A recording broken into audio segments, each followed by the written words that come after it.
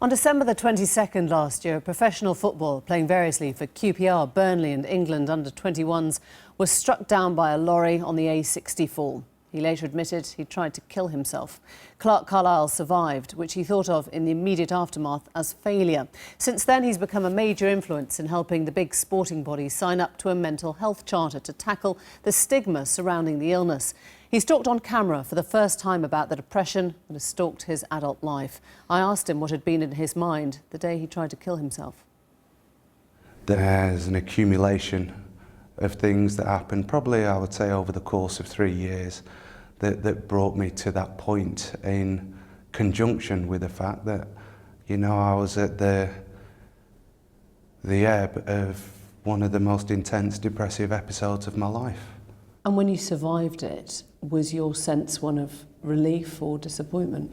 Well, initially, I came to in the road, and I could see my hands all curled and covered in blood, and my initial reaction was, are you kidding me? You know, I'd been meticulous about this in order for it to be as effective as possible, for it to be definitive, and I couldn't quite understand how and why it hadn't worked. And those thoughts were with me for the next fortnight. How did you explain it to your kids? Your eldest daughter's, what, 16 now? She, because of the way that we've talked about it in the past, she was absolutely outstanding. It was traumatic, needless to say, but there's a level of understanding with her that made it easier for her to comprehend. With my youngest two children, obviously being 7 and 4, it's much more difficult to try and convey that message to them. But it would have been a catastrophe for them to lose their dad. Had I been successful, yes, but I hadn't been successful, and I was blessed in the fact that I was able to sit down with them and talk them through it. Can you promise your kids that you won't try that again? I mean, if you've got this honest, open communication.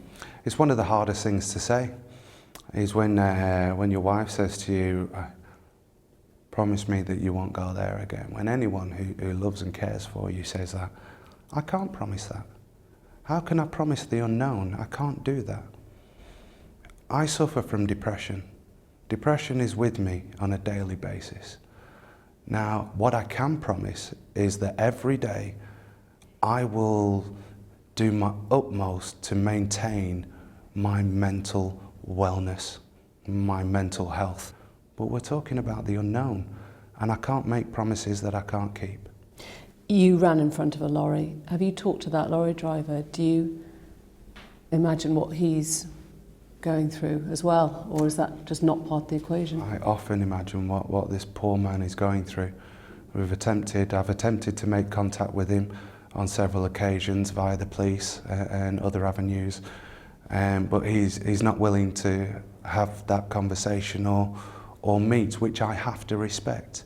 Professional football is a glamorous goldfish bowl. Do you think that was a major part of the problem? Every industry, every walk of life, whether you are unemployed, a single parent, a teacher, a doctor, a nurse, if you pack boxes, if you stack shelves, every walk of life has its own individual strains, stresses and pressures. Some people can deal with them without a cursory glance. Other people who are of a depressive nature struggle to deal with the stresses and pressures of their given industry.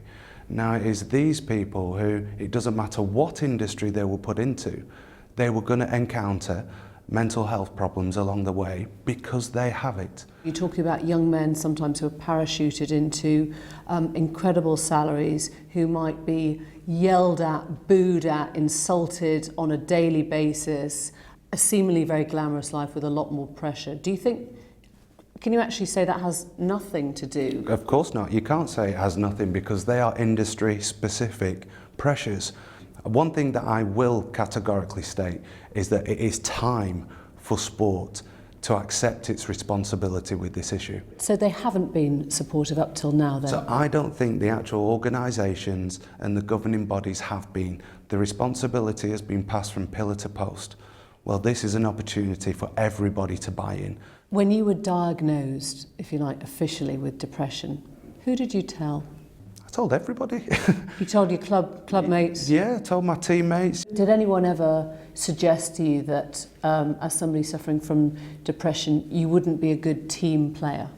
It has often been suggested to me from different sources that, you know, I might be prudent to be a little less vocal about it, or people might fear there's an unreliability that goes with suffering from a mental health issue. A lot of different people. It's not for me to put them forward and name and shame them, because they are reflective of societal thoughts. But were they people who had control of your career and your future? They're influential people, yeah. Clarke, you've still got the scars. Mm. When you look at them in the mirror, what do they say to you? They say, you are blessed, my son. You are blessed. The lens that I took myself to try and escape this life, and I've been given a second chance. Thank you very much.